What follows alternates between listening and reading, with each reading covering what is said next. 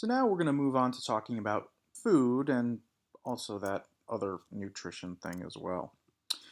So first we're going to talk about nutrition in infancy and then move on to preschoolers, and then we are going to talk about food more broadly for adolescent adult audience. So first in infancy. There is still somewhat of a debate about whether or not people should breastfeed or under what conditions. When is it okay to use a bottle and formula? And it's actually interesting if we look more interesting if we look at it historically. So 50 years ago, it would have been bottle hands down, bottle fed with formula. And that's because back then they said that you could pay attention to caloric intake, get exactly how much infants are eating, and make sure that whatever they were getting had sufficient nutrients. And you can also do a slightly better job of keeping your kids on a schedule of feeding every 4 hours, which is what was recommended back in the day. Now it's very different. It's clear that breastfeeding is the way to go, at least by modern standards. And this is because we know now that it has all the nutrients that are necessary. But on top of that, it provides some good things, including some more immunity to diseases, but also helps protect against with some weird things, but also things you might expect. So ear infections, but also diarrhea, allergies, things like that. It's also more easily digested than formula. And there's some evidence that it could lead to higher intelligence. But the direction of causality is not actually known. So, for example, it could be that the people who are able to breastfeed more likely have higher incomes because the women don't have to work. That's why they're able to breastfeed all the time. And Therefore, if you have higher incomes, perhaps you have higher intelligence, and maybe it means that there's some kind of link that way as opposed to the breast milk doing it. But that is the complete digression we don't need to get into. There's also some emotional advantages. Typically, mothers say that they feel closer to their infant, and their the sense of well-being and intimacy goes up. And this is possibly because of the endorphins that are produced. It is true that when a woman's body is producing breast milk, when they are breastfeeding, there are endorphins that are pulsing, which might make it easier for a woman to get up and breastfeed in the night compared to just getting up and bottle feeding, even. Um, and even infants who are breastfed, they seem to have some better connections of sorts to their breastfeeding mothers. There's some evidence that they are more responsive to a mother's touch and to their gaze. There are also advantages to mother's health. Women who breastfeed tend to have lower rates of ovarian and breast cancer. Why? Take some advanced biology classes. I'm not even sure how it works. But I do know that hormones that are created also help the uterus shrink after birth and get the body kind of back to going. And some people also have found that it can possibly reduce or to slow ovulation, which could result or reduce the chances of being pregnant. And this evolutionarily makes sense that if you are breastfeeding, your body might be well served by not having another kid relatively soon after you have your first. And so it might slow down, and the way it would know that you still have that kid is by breastfeeding. Now, formulas these days are not necessarily bad. There seem to have been major strides forward in recent years, but there are different levels of formula, different kinds, depending on needs of the child. The enriched formulas, which are almost what they are by default these days, are definitely way to go. But one way that you can tell that everybody thinks that breastfeeding is the way to go now is, all of the formulas say, now more like breast milk. Nobody ever says breast milk now like formula. Like that is just not a thing that we see. And on top of these things, it also is really cost effective to breastfeed. If you're able to, um, breastfeeding is much less expensive than formulas. Formulas can be outrageously expensive, and it also helps with time. If you are having to pump, you're going to possibly have to do that regardless. And so if you pump, even if you work, if you're in a place where you can pump at work, take a break and pump, and then just put it in the fridge, keep it on ice until you come home, then it can work really well also. But truly, it is very good um, in terms of cost effectiveness as well. Now, what about solid foods? When you're transitioning from breast or bottle to solid foods, well, the American Association of Pediatrics says that you do not need solid food until around 6 months old. Actually, let me rephrase that. Excuse me. That you shouldn't have it until 6 months old, and it's not needed until 9 to 12 months. Breast milk has everything you need for the first year of life. And once you decide to start introducing foods, that's slowly you are supposed to do it kind of one by one in order to discover allergies. The AAP also says things cereal and basic cereals like Cheerios actually, and then strained fruit, and then you can get into other things after that. Now you can be breastfeeding and give solid food at the same time. So weaning, one of the big areas that Freud was into talking about, it really varies. In the United States, some people recommend doing it at the 3 to 4 months. Some people say 2 to 3 years. The American Association of Pediatrics, again, recommends that for the first 12 months they get breast milk. Now, you can go longer, as we said, the 2 to 3 years is suggested by some people, although I don't think anybody wants to get into what I would refer to as a Game of Thrones situation, for those of you who know what that is. Okay, so let's move on now to nutrition. So why are we talking about nutrition? This is a psychology class after all. Well, those who have proper nutrition or improper nutrition not only suffer physically, but also cognitively and socially as well. One of the biggest ways you see that is in debates over school lunches.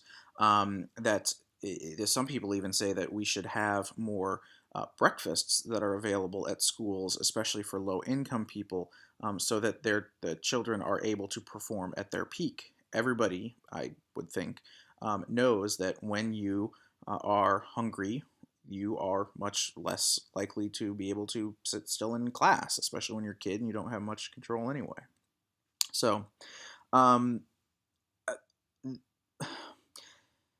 the way that you progress in terms of height and weight, the average child is born just over 7 pounds or so. At 4 months, it's 15 pounds. So 4 months, 15 pounds. It's more than double in 4 months. Then 12 months, the average is about 22 pounds, which means that from 0 to 4 months, you've doubled in weight basically. From 4 months to 12 months, you haven't even doubled again. So you only gain about 7 pounds in that 4 to 12 month range. And then from 12 months to 2 years, the average is 28 pounds. So we see how kids, when they are first born, grow rapidly, incredibly quickly. You guys will be amazed. My second right now is 7 weeks, and it is, I mean, she's enormous. It's just bizarre how quickly they grow. But then they tail off fairly quickly following that. They just don't keep up that rate of weight and growth. In terms of length, the average length is about 20 inches. By a year, 30 inches, and by 2 years, 36 inches.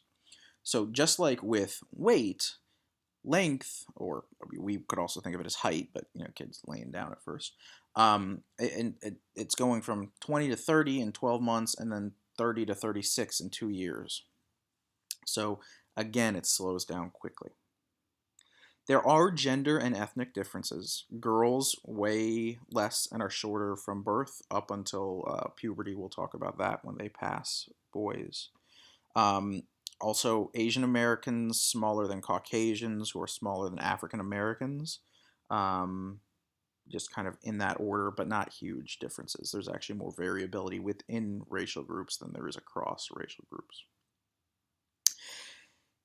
And also, in terms of the nutritional need that infants have, it's about 50 calories per pound per day, which is twice what an adult needs because infants are growing so quickly. And it's been seen that you don't really need to count calories with infants because they're fairly good regulators. They know when they're hungry and when they're not. You can't really force them very much. So malnutrition comes in when they get an improper amount or balance of nutrition.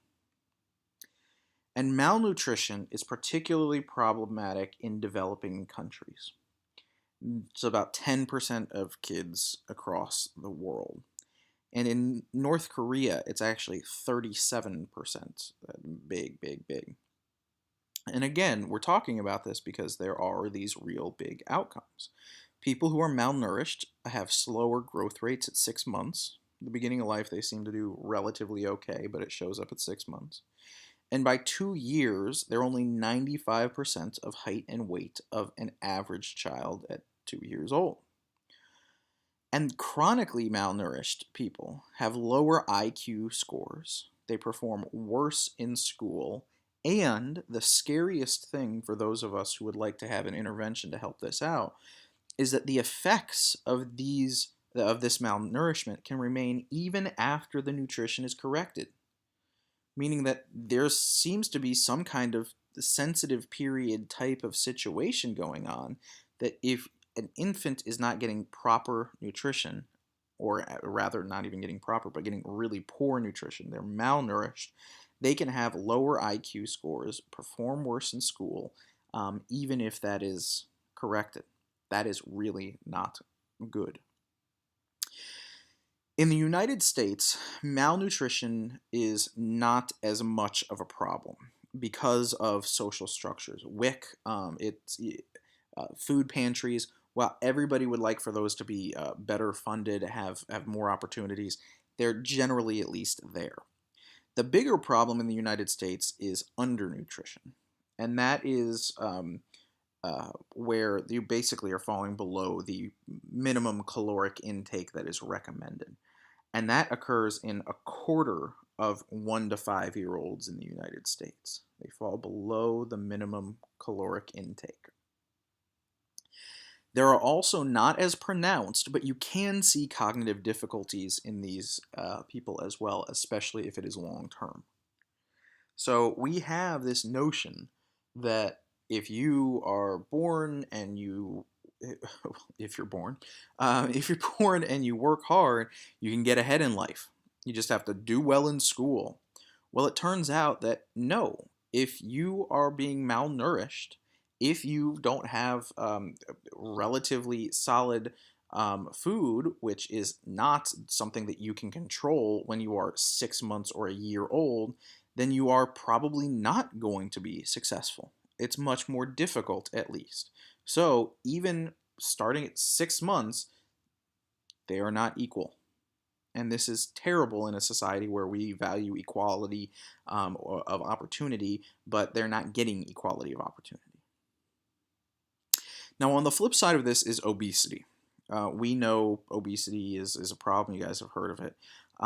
Technically, it is when weight is greater than 20% above the average weight for a given height. So weight greater than 20% above the average for a given height.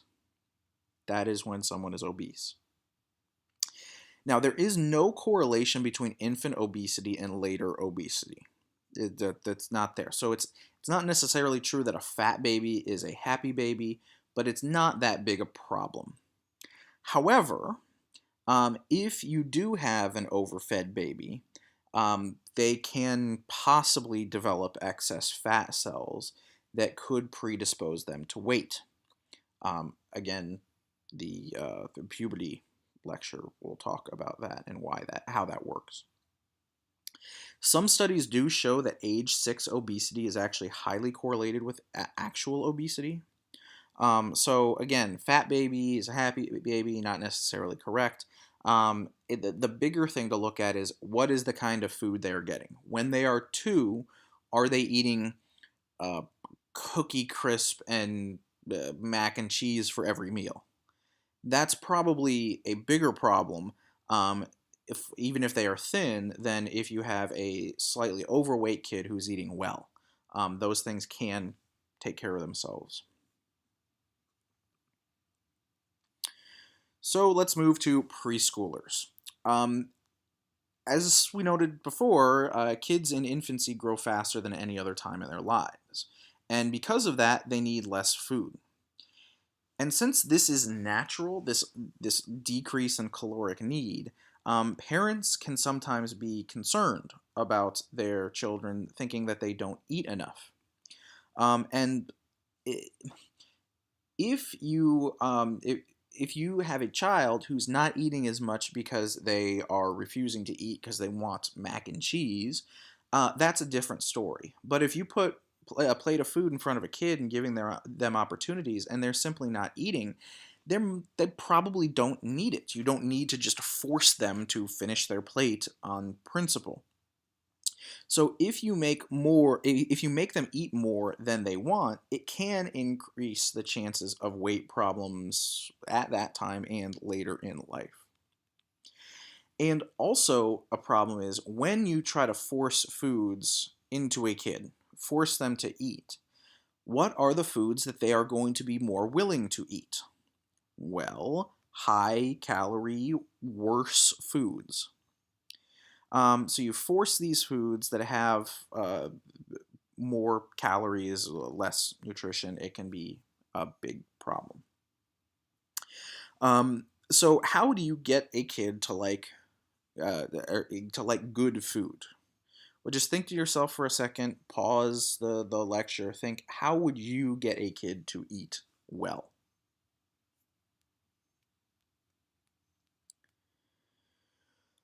Well, let's come up with some ways. So, the first one is probably the most annoying of the lot, and that is get yourself to eat healthy. If you are eating meals with your child and you are eating well, then it is going to fall in line that they're going to eat what you can eat. And if you don't have the bad food on hand, then even if they throw a fit, you can't give them the bad food because it's not there. So if you are eating well, they are more likely to eat it. Think of the kind of social learning theory, parental identification stuff that we've talked about before. They're more likely to eat what you're eating. And if you don't allow them also to get out of eating the good food, then they're going to eat eventually. If all they know how to eat is good food, then just have that be there. If you offer them hot dogs and mac and cheese for every meal, of course they're going to like it. I would like to eat hot dogs, mac and cheese, and ice cream for every meal, but then that's just not how it works. The second way that is generally suggested is to provide kids with options. There is some pushback sometimes about this, that sometimes your kid just needs to eat. But when it comes to things like vegetables, like let them pick. My wife always, her parents made them eat canned peas, which I don't know about you, but I find to be completely disgusting, and she did as well. And then she said she went to a friend's house for dinner one time and they had frozen peas and she thought they were delicious. So she asked her mom to eat the frozen peas. So if you give them an opportunity to choose which of the healthy options they like, that can help out as well. And then the final thing here is trick them. The reason there's a picture of Alton Brown, this guy on here, is he has an episode about this where he puts vegetables into things that kids can't really taste. But you can do this in lots of ways. They are picky eaters, and so they will want what they want, but you can slip some healthy things in. So you can make, instead of a coleslaw, the straight regular version of coleslaw, you can have a broccoli slaw. You can stick some turnip, or not turnip, parsnips into things. That's the thing Brown is holding up there. Or you can actually make a really good creamy pasta sauce by, instead of putting heavy cream in, put silken tofu. And for those of you who are not vegetarians like I am, it might sound odd to put tofu in anything, much less in a pasta sauce, but it actually works to up the nutrition while taking out some of the fat and other less ideal things. But make sure that you can figure ways to throw in a vegetable here or there, even if they don't notice it. Well, hopefully they won't notice it. And then when they finally do, they say, oh, well, this isn't that bad after all. So some other guidelines. Have a well-balanced diet, of course. Sufficient protein is big. It's easy to have kids eat or want to eat just bread. I would love to eat bread all the time, or pasta. But making sure they eat pasta is good. Protein, excuse me. And for 2-year-olds, the average is about 1,300 calories that they need per day. And a 4 to 6-year-old is 1,700 calories. Which, if if you think about it, the average, a 2,000 calorie diet for an adult is not that much more than the 4 to 6-year-old is having. But a 4 to 6-year-old is having 1,700. A 2-year-old is having 1,300. There's not a huge difference there either. So you might have a 6-year-old and a 2-year-old, and they're not going to be eating that much differently, which it oftentimes can kind of screw with people's minds. And the last thing to say about the guidelines is watch sugar, especially in drinks. You'd be amazed how much added sugar there are to things, and how impossible it is to get, not impossible, how difficult it is to get things where sugar is, especially in drinks, not the number one ingredient. You can have 100% fruit juice, and that doesn't even mean that there's no sugar added. It's really, really hard to do that. So just be careful, because if you give them apple juice and it's mostly sugar, then you're not actually being that helpful to their health. So heads up there. So let's talk about our food now. What do you like? Well, I want you just to think about food for a second before we move on. What makes you like something? What makes you like foods? Are there certain flavors? Are there certain textures? Different regions of the world, cuisines of the world you like more than others? Do you have some favorite brands that you like? Think to yourself, are you a Coke or a Pepsi person? One of the big ones. Well, we generally understand some of the ways that we believe that food makes us like it. But let's get into some you might not think of. So the first one is food knowledge structures and schemas. So I'm going to highlight some things that influence our choice of food, our opinions about food that you might not think of. We have schemas, as in Piagetian types of schemas. One of them, high-fat food tastes better. Another one, a fancy Perrier, if that's even how you pronounce it, tastes better than old-fashioned seltzer water. Well, these kinds of ideas are activated by brand names and nutritional content. And this can actually lead to the perception of taste, which is consistent with our schemas. So, in an experiment, would people like food that they were told was healthy or not? Just think to yourself. Would they like food if they were told it was healthy, or would they like food if they were told it was, or would they not like food if they were told it was healthy? And why? Well, there was mixed evidence. Turns out that food tastes better if you compare your values to the values given by that food. So the study found that if you valued healthy eating, you thought it tasted good. If you didn't think it tasted good. And you can see this all across the place. So I'm just going to give you a couple examples from me personally. My wife will make homemade bread from time to time, and it's the best bread in the world. Now, can I say that it is actually the best bread in the world? I don't know. I mean, I like it. I would choose it over almost anything else. But part of the reason I like it is because my wife makes it. She has a recipe that she's tried over time, and it's time out of her day to do it, and she works at it. It's similar to how she makes pad thai.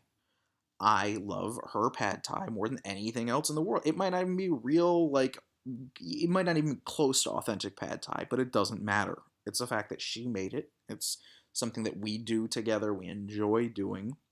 So the food actually tastes better to me. It could be food that, think about this, if your significant other made you food and you were to order that same food, um, that meal at a restaurant, do you think they would be kind of on par? I'm sure, I know that there have been times before when people have made me things that if I got it in a restaurant, I probably just wouldn't eat it. But if somebody makes something for you, you tend to like it. Now, and there are these kinds of schemas all over the place. So, for those of you who will remember Dr. Pepper 10, um, the first Dr. Pepper 10 commercials came out with the tagline of Dr. Pepper 10, it's not for women, or it's for men. Um, what is the difference between Dr. Pepper 10 and Diet Dr. Pepper? Basically 10 calories. There's really no big difference there. The only thing is that the soft drink manufacturers found out that people thought that diet drinks were mainly for women, and so they wanted to find a way to tap into the male market. That's exactly what Coke Zero did as well. Coke Zero versus Diet Coke, very little difference.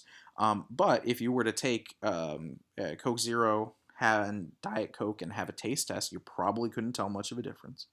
And that's why Coke Zero has the college game day football fan zone or whatever it is, because they want to market a diet drink to men. But your values, the kind of schema you have that diet drinks are for women, kind of makes that difficult for men, at least in theory, in some places. Another one. There was a study done with a beef roll versus a vegetarian alternative roll, and basically like an egg roll type of deal, but a beef roll and a vegetarian roll, and social power. So, and pardon the difficulty on the picture here, but the thing that they looked at, they had people who ate a sausage roll, people who ate the vegetarian alternative, and they had taste evaluation here, how much people like the taste of it, and they measured people on social power values. So that would be like liking to look like you are in authority, um, things along those lines, and basically found that people who are low in social power values didn't like the sausage roll and really liked the vegetarian alternative. Conversely, the people who were high preferred the sausage roll to the vegetarian alternative. Not as drastic a difference, obviously. Another similar one, like over here with this Woolworth Cola, it's either Pepsi or Woolworth Cola.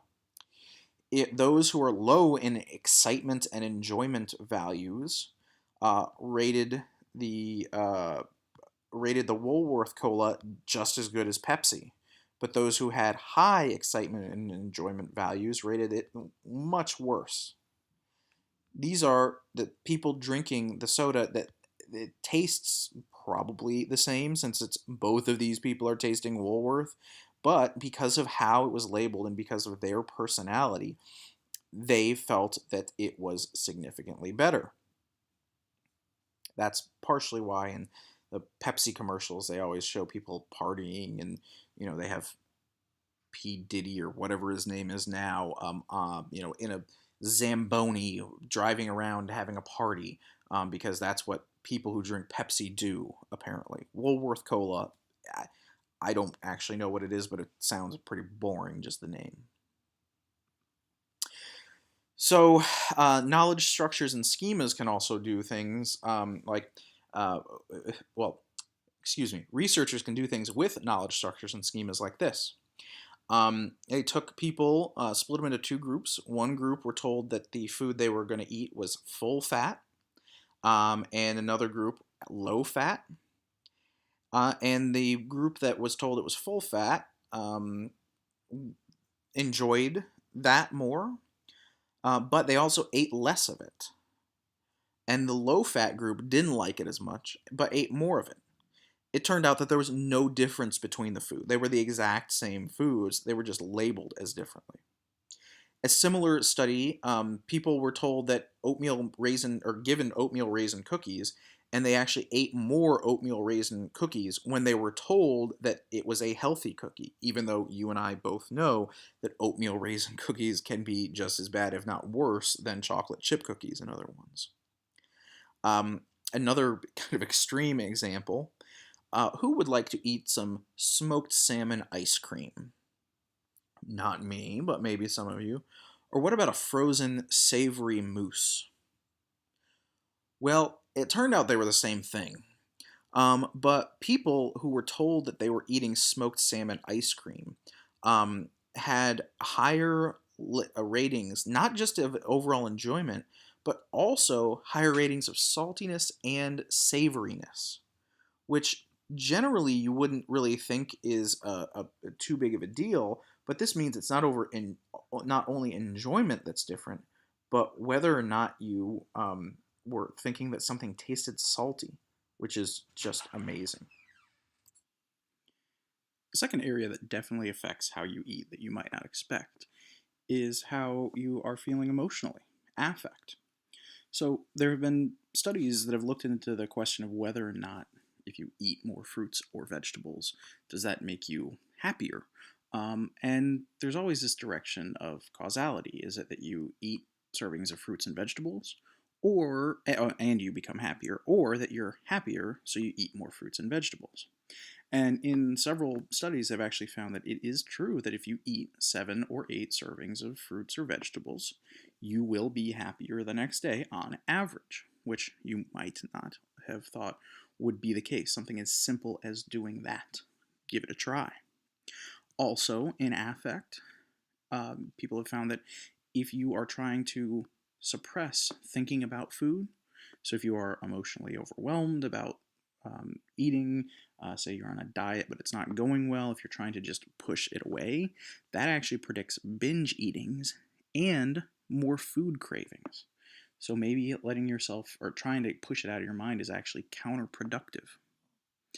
And then one of the most amazing studies I've ever found gets to size of the meal, which is it's a pretty big one.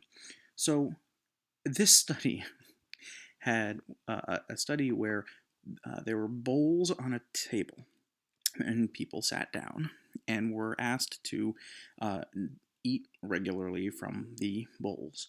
And they were told that they can't pick up the bowls because they're warmed and things along those lines.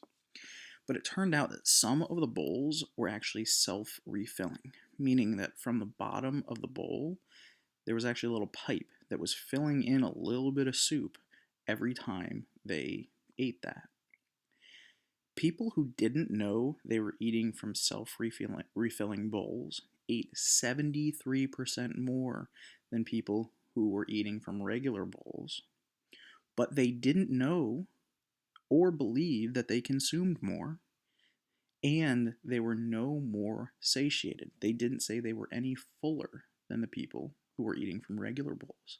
It's incredible that simply the amount of soup that you thought you were consuming, because it was being self-refilled, you didn't know you were eating more, didn't think you were eating more, and you also didn't actually feel fuller.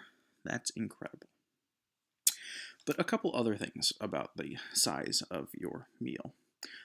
People, generally speaking, believe that small sips of a beverage or small amounts of food mean that you can have relatively more sips or more bites of that amount of food, which actually leads to people believing that their intake is higher, which leads to faster satiation, meaning people are fuller quicker when they take smaller bites or smaller sips. It's almost like you have a muscle that tells you after 30 curls, your arm is tired. It's almost like after 30 times eating something, you get tired, but maybe not 30, but after a certain number. So after taking more smaller bites, but it's not the same amount, then you feel uh, fuller quicker. Um, Additionally, when people are given large sip conditions, meaning they are told to take bigger sips than they typically would, they actually underestimate how much they eat, which means that if you are purposely trying to drink a lot or whatever, then you might actually be underestimating how much you are consuming in total. And then finally, the body types of servers. So take a second and think, how do you think that knowing or being around people of different body types would affect you? Would that make you eat more or less or what? Well, in this study, they found that non-dieters, so people who are not dieting, ate more snacks and unhealthy food when the server was thin. But dieters ate more when the server was heavy. Why might that be? So think about this again. So non-dieters ate more when the server was thin, and dieters ate more when the server was heavy. Why would that be? Well, it seems that dieters, people who are ostensibly unhappy with their weight, they seem to be able to be persuaded by a heavy server by choosing both more healthy and unhealthy snacks, whereas the non-dieters ate more when the server was thin. It seems that this could be due to identification with the server. This person is one of me. I will follow their suggestions. Similar to how, for me, if you're a server of mine and you have a Red Sox hat on, you just get out of here, because everybody knows that the Red Sox are terrible, and so are all of their fans. No, no real offense meant to Red Sox fans, but I'm a Yankees fan. Nonetheless, you see someone, you're like, they're my people. I can trust them. They know what I like. I feel better towards those people. So maybe if there's someone who you see who you can identify with, if you are heavier or you're dieting and you see a heavy person, you're like, hey, they're like me. They know what's good. A thin person sees them, thinks the same thing when the server is thin. So in total, while we think that we like food because we like food, it turns out that there are a ton of other psychological aspects to this that we might not think of. They play big roles in how much we consume. And even if there's not that much, I'll grant you that most of the studies I'm talking about here, the effect size is relatively small, meaning that differences between groups were not that big. But considering you are going to have hundreds of thousands of meals during your life, even 10 extra calories per meal over the course of a lifetime can be a whole lot. So we've talked about some of these issues with weight on the negative side earlier. We talked about obesity, but let's talk about a little bit more. So, as we said earlier in the lecture, obesity is weight greater than 20% above the average for a given height. And when you get into adolescence, early adulthood, the costs can become higher. You can have more taxation on the circulatory system, which can raise blood pressure, chances of diabetes goes up. And actually, 80% of adolescents who are obese become obese adults. So adolescents, unlike I said earlier that when you were 6 there was a correlation to adult obesity. Well, adolescents, 80% become obese adults. And we know a lot about nutrition. People know what's good food, what's bad food, but why are people overweight? Well, there are genetic components that sometimes people don't fully take into account. For some people, it's harder to eat well and stay thin. One of my friends in grad school was probably about 6'2", 140, and he ate Red Bull and taquitos that he got from 7-Eleven, along with just every bad food you could think of.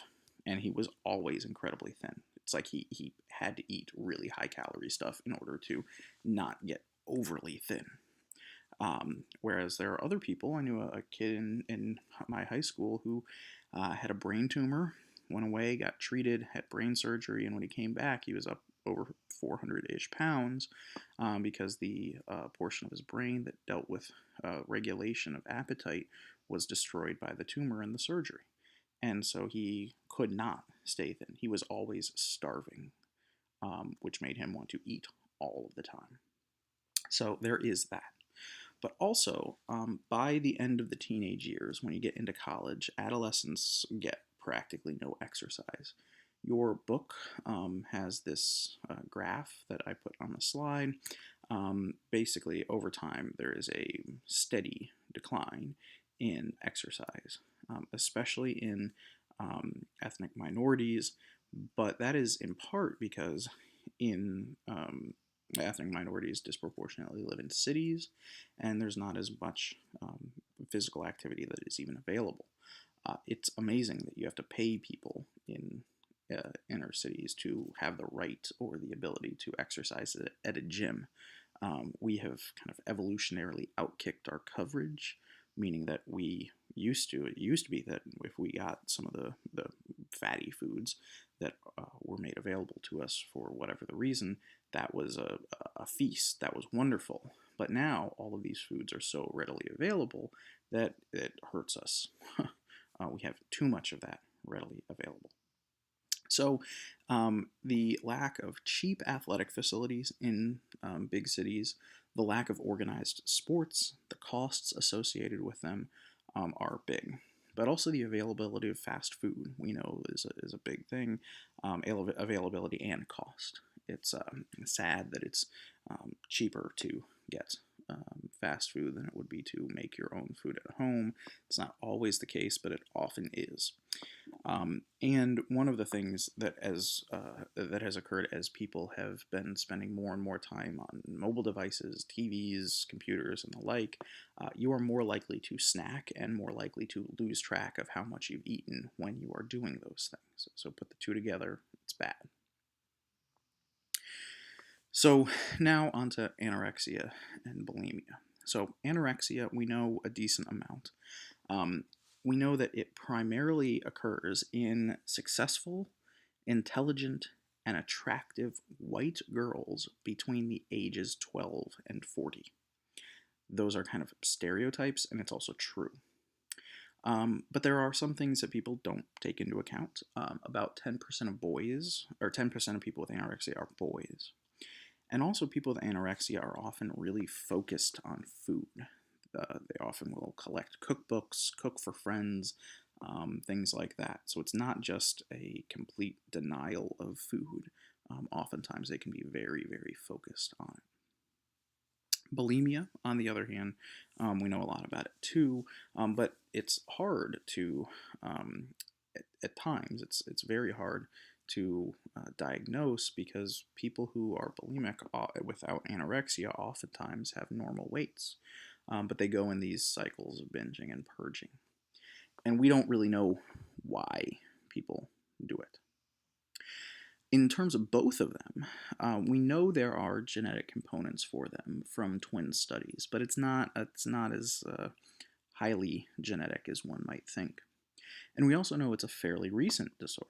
It was only discovered in the 17th or 18th century, and it only occurs in cultures where the slender female body type is idealized.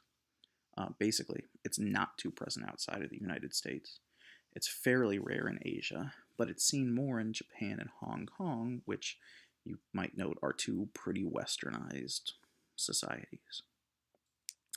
And the growth of anorexia in boys might be because of the emphasis on masculinity in men that has come up recently. There was an interesting New York Times piece I read a couple years ago talking about James Bond and how everybody knows that women in media have been, they're rails oftentimes. They set unreasonable expectations for girls. But the James Bond example, he was talking about how back in the day, the ideal man, James Bond, was Sean Connery, who was kind of an average guy. He wasn't overly muscular. He spent most of his time talking about wine and, knowledge of things like that. Whereas now you see Daniel Craig, and he spends his time working out and ripping bullets out of his shoulder. So it does seem like for boys, maybe this emphasis on masculine, overly muscular men might be driving some of it. But the saddest thing about all of this, though, is anorexia actually has the highest mortality rate of any psychological disorder. So this is very, very serious, as you would expect.